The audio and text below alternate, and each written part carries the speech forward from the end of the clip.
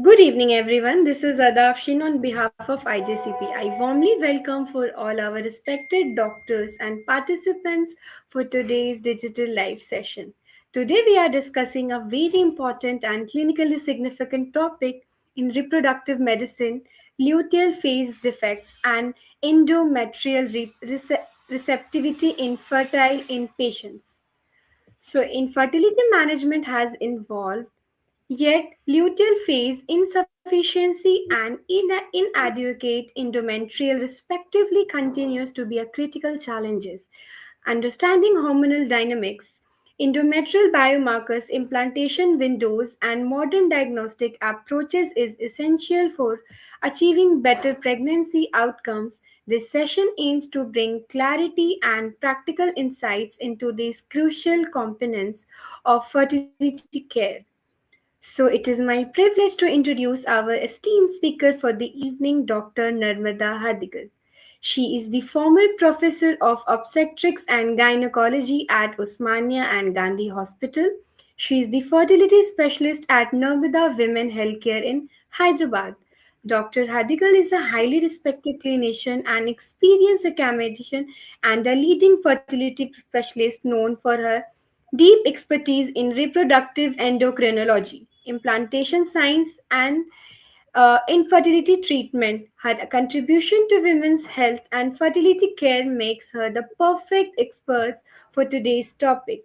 With great pleasure, I would like now hand over the session to Dr. Narmada ma'am to take us through this insightful scientific discussion. Ma'am, this is over to you. Thank you. Yeah, good evening all.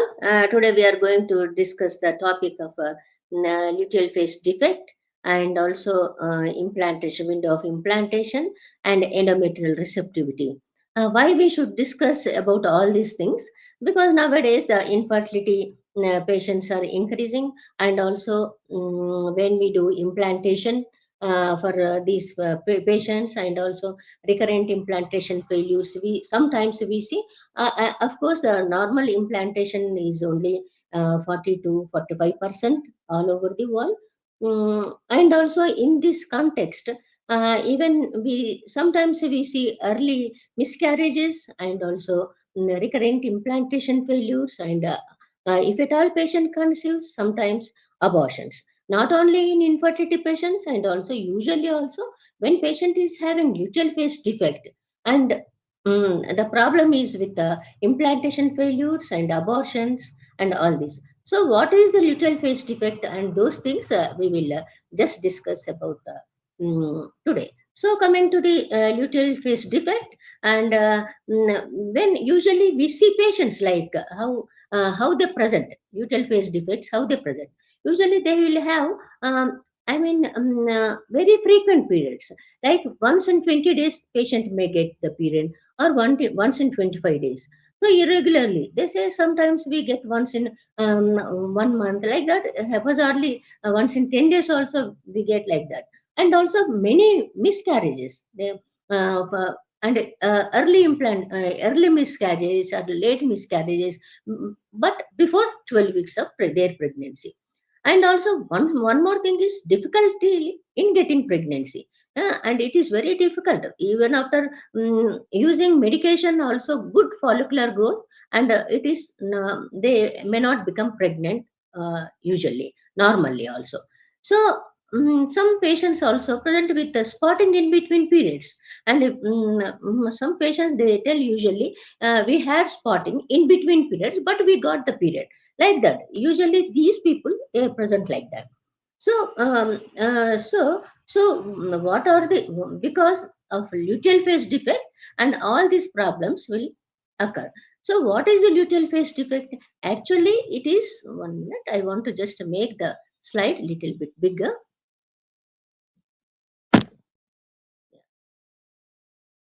Yeah, what is a luteal phase defect? Is a long back, and in 1949 itself, the original definition of the luteal phase defect was, it is corpus luteum is defect in progesterone secretion, which in turn causes all these problems.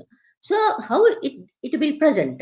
So short luteal phase, because what is the luteal phase? Usually it after ovulation, it is from the 12 to 14 days is the normal luteal phase duration. So 12 to 14 days it is fixed, not like follicular phase. Follicular phase maybe little bit more. So luteal phase is only 12 to 14 days. So when there is short luteal phase, again we can tell it as a luteal phase defect. And also luteal phase is not interval is good, but there is decrease in progesterone. That is also one of the definition. It comes under one of the definitions. So everything is fine, but endometrium itself is inadequately responding. But to become pregnant, like it is not responding properly for the progesterone, maybe because of some receptor problem in the endometrium. So these three things can occur. So that is the reason what usually we tell, and this one is yeah. We tell is it comes under luteal phase defect. So it is many times we may think luteal phase is defect only in few people, but it's not like that. In all normal people also, sometimes luteal phase defect will occur, and it is not definite that sometimes because of anovulation, and also unknowingly also people normal people will also have this problem. So if patient is having two consecutive menstrual cycles, uh, and when there is no progesterone level increase is there, and we can say that she may be having luteal phase defect. So that is the reason it is not definite. So what is the reason for this? It has many many reasons, like it's a hypothalamo pituitary ovarian axis and also endometrium. And many times we apply this problem to this. So coming to the hypothalamus level and pituitary level, when there is abnormal secretion of the FSH and LH naturally, and it will when there is a receptor problem or malfunction, it may not occur. And if patient is having hyperprolactinemia, deficiency of the progesterone will be there because of the corpus luteum defect is there. So decreased progesterone will occur, and all these leads to endometrium will not properly prepare, and also infertility and habitual abortions will occur. And finally the problem is on the FSH and LH receptor problems. So when we diagnose it like that, so pathophysiology of LVD, when there is inadequate folliculogenesis, when estrogens are secreting from the ovary, and when it is not properly, when receptors are not properly acting, the estrogen secretion will not be there. So consequently, supraphysiological LH this frequency leads to LH surge. Sometimes, many times we tell premature luteolysis, premature LH surge is there. Because of that also, decreased progesterone level will occur, and decreased corpus luteum function will be there. So whenever we see cases like this, reduced reduced progesterone levels, and also pulsatile release of the LH, irregular pulsatile release of the LH is also there, and progesterone secretion will come down, and luteal phase defect will be there. So what is the criteria? So normally we thought, we discussed, and the phase is from 12 to 14 days only, luteal phase. So when progesterone levels peak in non-pregnancy level, after ovulation is done, only this progesterone levels will be there in the body only for 6 to 8 days. If pregnancy occurs, then only, because of the syncytial trophoblast, SCG will release. Again, progesterone formation will be there from the corpus luteum. Okay, like this. And also progesterone is secreted in pulsatile manner. Like when there is no SCG is from the syncytial trophoblast, again uh, the progesterone secretion will come down. So all these things will occur, and abortions and recurrent implantation failure will be there. So many times we think that what is the problem in the corpus luteum. So let us just check. how to check that luteal phase defect, but it is difficult. There is very sensitivity is very less, and also specificity is also very less. And for checking for the ovulation, we do spin and Barker test, and also we do basal body temperature levels, and because in progesterone, during progesterone release, and the basal body temperatures will release like that, but it is not specific. And also, if you want to take the endometrial biopsy to know whether the progesterone secretion is sufficient or not, that is also waste. It is not valid clinical diagnosis test. So endometrial biopsy is also waste. So then what we should do? And only thing, uh, and use the progesterone. Okay, diagnosis. So haphazardly, not haphazardly, but when you see the patients like this, irregular periods and also frequent miscarriages, regular implantation failures, of course we have to use this progesterones properly. And they people they have seen, after releasing of this egg, corpus luteum formation will be there. That follicle will become luteinized, and corpus luteum formation will be there. So when scientists they have removed the corpus luteum, and they checked for the progesterone, progesterone, and when they checked, and in 50 days, if they remove that corpus luteum, abortion had occurred. And after 61 days, and the progesterone level has decreased. After 12 weeks of pregnancy, they removed the corpus luteum, but the pregnancy continued. Why? Because that part of the progesterone release function was taken over by the placenta. Like that, it happened. So, so usually in most these defects, we use progesterones, but we are not talking much about treatment of the luteal phase defect today. So, coming to the in assisted reproductive technology, and we are so much advanced since 30 years. We are advancing in that, and to know to get better success rates. So, the important thing here and for implantation is the main thing is your uterus. Uterus is very big endocrinological organ.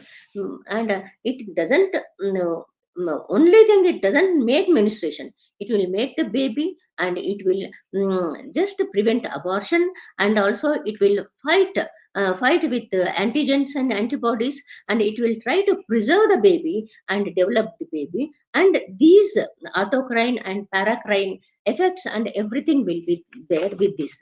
However, and we will discuss about window of implantation. So what is the window of implantation? So, and that for that we should have endometrial receptivity. First part is endometrial receptivity.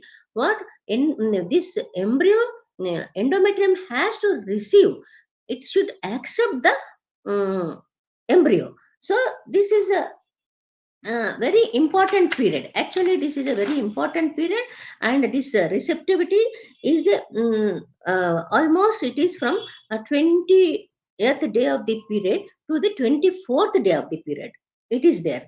So when endometrium is perfectly matured, and it when it wants to synchronize with the embryo, and also between the relation between the embryo and the endometrium should be in good terms, then only the endometrium will accept the embryo. So always we may think, so which one is first, whether embryo has to go grow and tell that that please accept me, or this endometrium has to receive that embryo, and which one is first, like that we have to think.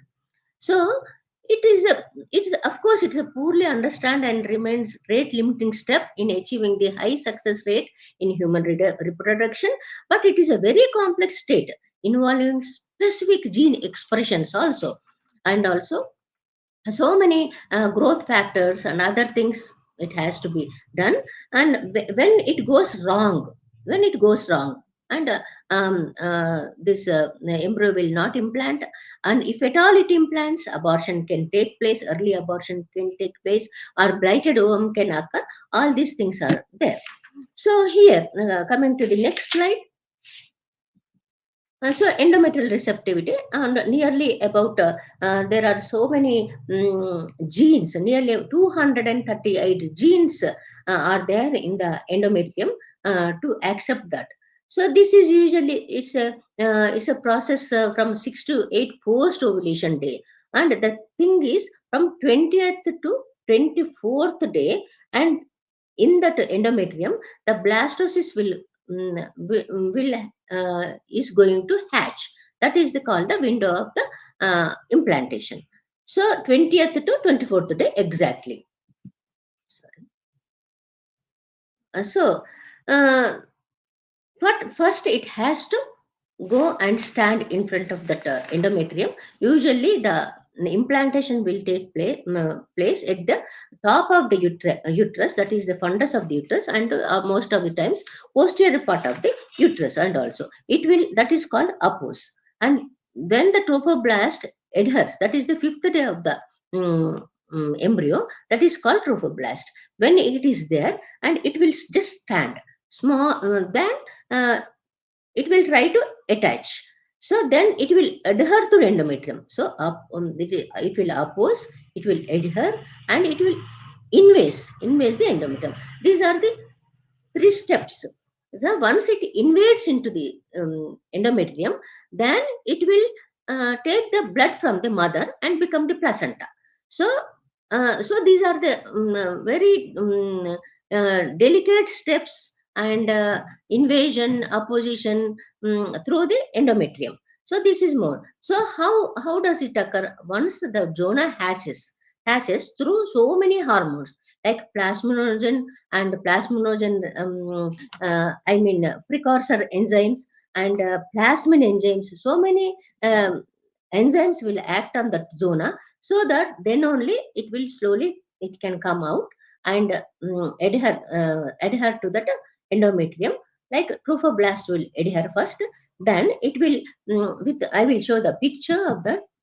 So the implantation is the rate limiting step. Here it implies. See, these are the, see, we have done almost some, suppose 1000 cycles. So how many egg retrievals? So many, less only. So then transfers, how many transfers we did? How many pregnancies has occur? Only 40, 30 to 40%. So this is then live birth rates decrease. So slowly, see, everything is decreasing.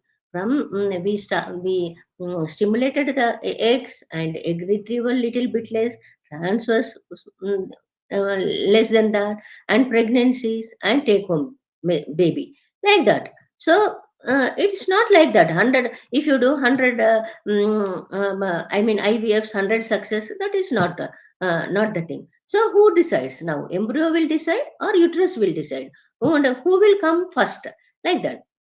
So this is the menstruation phase, this is the follicular phase, this is a secretory phase, and sorry, proliferative phase, then secretory phase. Here the window of implantation. So window receptive. So this pre-receptive phase and post-receptive phase. Here the endometrium has to prepare for the embryo to implant at this receptive time. This is called window of the reception. So it started from the in the secretory phase from 14th from 14th to 28-day cycle only, it is secretory phase. But receptivity is only from the 20th to 24th day. So this is the post receptive phase, like that. So, see, this is the most important picture. This is blastocyst opposition and adhesion. So, so it's like Pakistan and India border. So, see, the embryo is waiting here, endometrium is here, and it is whether to take this embryo or accept or not. And this is also thinking whether to go there or not. See, so many factors.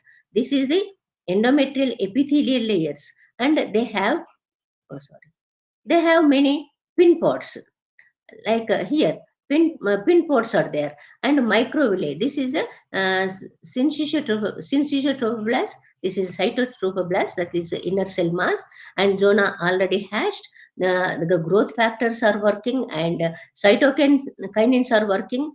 and the surface, because they are planning this, they are making all cytokinins are making the embryo to come and accept it. And also so many factors like leukemia inhibiting factor, and also this cyclogenous pathway, because it has to produce progesterones. It should regulate the prostaglandin production to accept this embryo.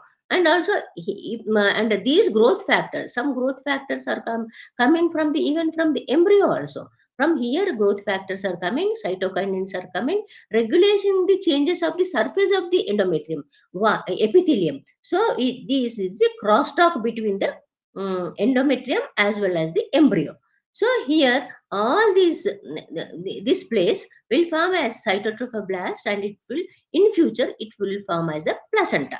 So not only that, and these of course these estrogens and progesterones, other hormones, they are preparing this endometrium to for secretory phase of the endometrium to become deciduous and other things. So regulation the progesterone, endometrial stroma, and also so many other factors, cyclooxygenase path, epidermal growth factors. When we almost we don't know nearly about growth factors, glycoproteins, cytokinins, and so many things will act at that gate. Like here, when the small microvilli from the syncytiotropoblast will come and just embed in this endometrium, and the embryo will implantation will done, and baby embryo will grow like that.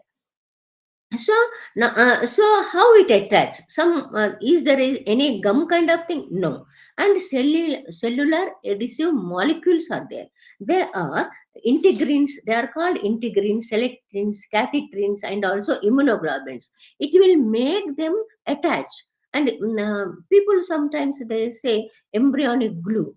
Of course, I don't know that really that work or not, but inside the uterus they themselves make glue kind of thing, that they are called cellular adhesive molecules. Through that the embryo will implant and hatch into the endometrium and make the placenta and take blood supply from the mother's uterus, like that it will happen. So to accept this, so there should be so many cytokinins and interleukins, colony stimulating factors, progesterones, proteolytic enzymes, so many things should occur, and also HLA antigens, genes, and because embryo is nothing but a foreign body, and the endometrium has to accept some other cells.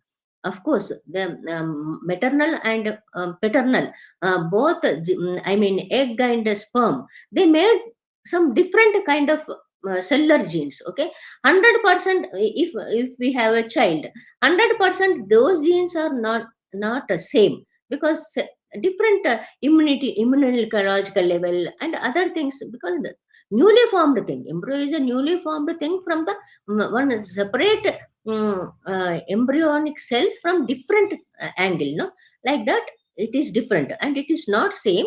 And when the our uterus when it is going to accept, the matching should be there between the that embryonic talk between the mother's endometrium and the embryo should be there. So uh, so to know all these things, we have to know all implantation, what are the things they are acting at that level. So usually the normal implantation is only 30 to 40%, and implantation failure is of course major challenge in this in vitro fertilization. One is everything done naturally, patient if it fails they feel very bad. They will ask questions why it is failed, what is the reason. But for many reasons we cannot explain, because it is still so many hormone receptors, adhesive molecules, cytokinins, prostaglandins, all growth factors, lipids, and other things are there. So endometrial integrity, some these markers are some are we know, and some actually still under investigating process itself. So these tests sometimes when we do this endometrial implantation test also will do that. Will take small part of the endometrium and we will send it for test that we will discuss later. And so main one is beta 3 integrin protein in endometrial biopsy collected in cycles between 20 and 28 days, that is an endometrial assays. The so endometrial function test based on the expression of cyclin E and 27 proteins also. That is pathophysiology LPD. That is defect. When there is defect, that already we have discussed about these. Cellular addition factors. And when there is integrin alpha and beta, these are main things. And if there is any defect in this, and window of implantation will not, that implantation will not be there. And when there is fluctuation of progesterone because of the pulsatile release of these hormones and also LH, and lack of concentration of progesterones will be there. And endometrium may take the embryo properly, like that. So so when sometimes everything is fine, but it will not, endometrial receptivity will not be good when it is, when because of the infections, chronic endometriosis and also chronic endometritis, chronic infection, and also in severe PCOS patients, lot of disturbance in endometrial hormones, hormones will be there. And also some structural problems like fibroids or adenomyosis of the uterus. In these problems, and these implantation may not occur properly. And also see in adenomyosis because of endometriosis, associated with endometriosis, myoma, and impact on ART. So and prematurity will be there, and sometimes it may implant or it may not implant because of all these problems. Some polyps are there, of course. After removing the polyps only we do, but incidentally, if any growth is there, it will not. And coming to the fibroids, instance is subserosal fibroid. Sometimes we think fibroid is there in outside the uterus, but why it is not implanting properly? Because they say some substances are released that from the fibroids, and that will inhibit the implantation. And also other malformations like unicorn uterus and didelphys uterus and bicornate septate uterus also, because of the proper improper endometrial development, and also improper and thickness, it may not implant. Coming to the hydrosalpinx and other things, and because of chronic infection, even hydrosalpinx is there, better to remove the hydrosalpinx and or cut that part and do. Otherwise, that constantly that infectious part will come into the uterus, and it will the implantation for the implantation it may be problem. So recently everybody is saying omics. Like, what are these omics? Metabolomics, like transcriptomics, and these are epigenomics, transcriptomics, and proteomics, and metabolomics. So these five omics everybody should know. So why we should know? Because everything is from the cellular level itself, and cellular and receptor levels. So for example, and we will talk about the metabolomics. And if there is any metabolomics problem like diabetes is there, and if any genomics problem, if genetic problems are there, it will not implant. And epigenomics and the epigenesis, we are nowadays we are talking mostly about epigenetics and all. Any abnormal genomics are formed, then problem with the epigenomics. And transcriptomics means that is a RNA, at the RNA and DNA level. Coming to the proteomics, again at the RNA level. So all these things we should do.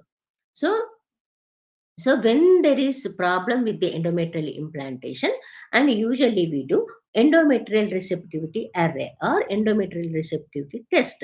So when we should do that test, and usually after 14th, we have to give estrogen till 14th day of the period, then we have to give progesterone for 5 days. After giving 5 days and fifth day of a progesterone treatment, that injection we should give, and 100 milligrams of progesterone injection. On fifth day we should take small piece of the, I mean, endometrium, and send it for endometrial uh, receptivity array.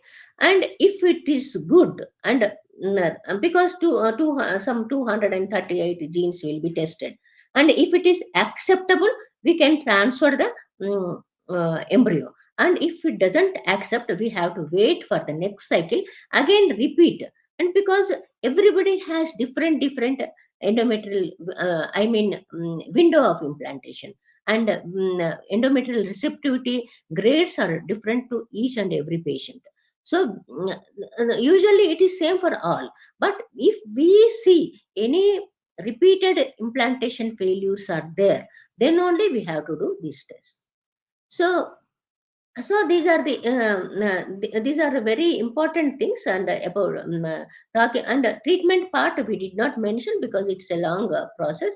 uh, Next slide I'm just showing. And when that is called personalized embryo transfer. So suppose 2 3 patients, they did not, embryo did not implant, so we have to make personalized embryo implant, transfer to these patients after doing ERA tests. Okay, so thank you. Thank you for your patient listening. Hope I did not take much time. And if any questions are there, yes, we can uh, just discuss about it. Thank you.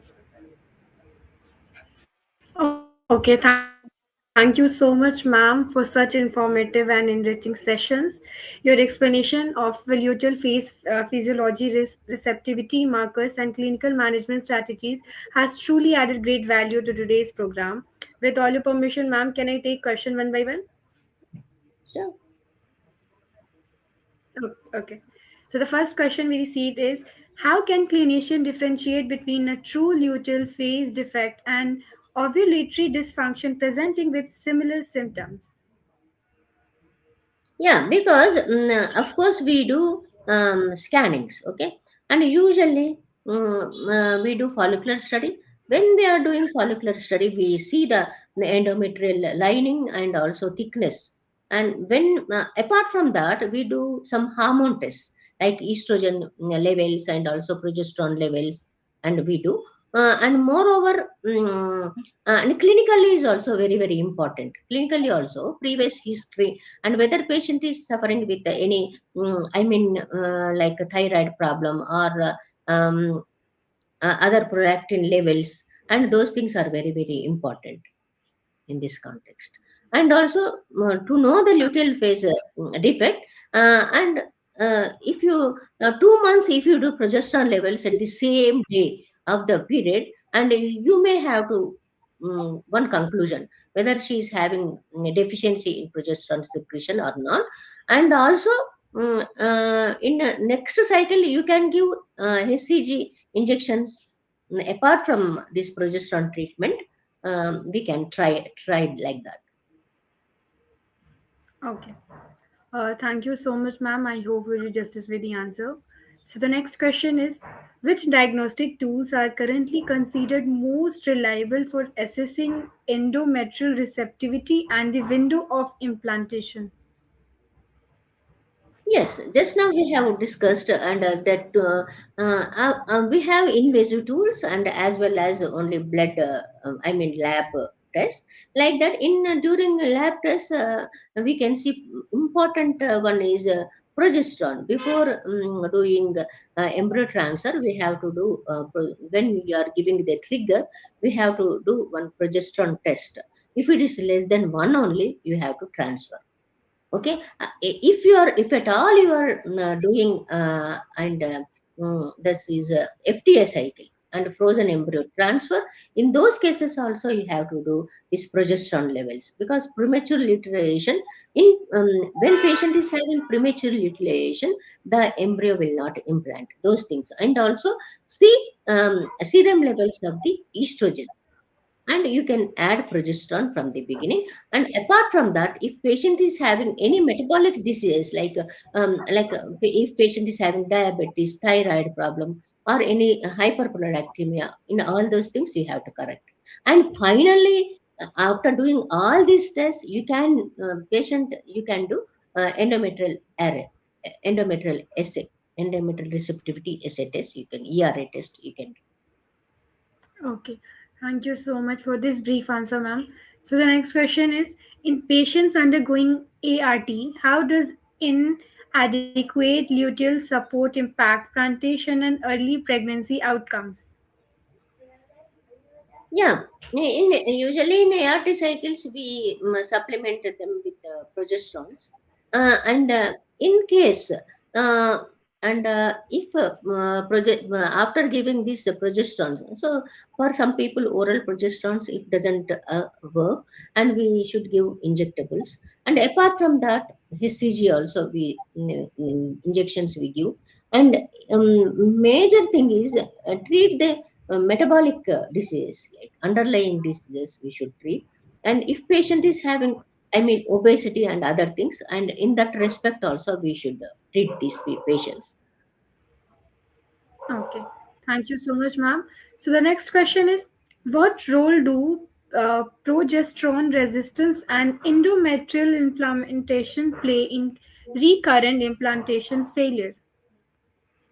Yeah, of course, all hormones will work through estrogens, I mean receptors itself. And when there is progesterone, usually there won't be any resistance kind of thing will not be there. In those cases, see, when receptors are resistant, if you give drug orally or injectable or vaginally, if you give the drug, it will not work. Okay, and in those cases we can plan to give this like HCG injections, or else we have to give some dexamethasone kind of thing. And also low molecular weight heparins also we supplement in these cases.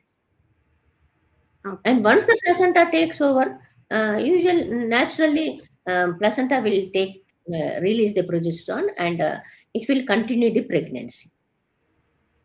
Okay. Thank you so much for the answer, ma'am. As I can see, only one question is left. So the question is, what are grateful for the clarity you brought?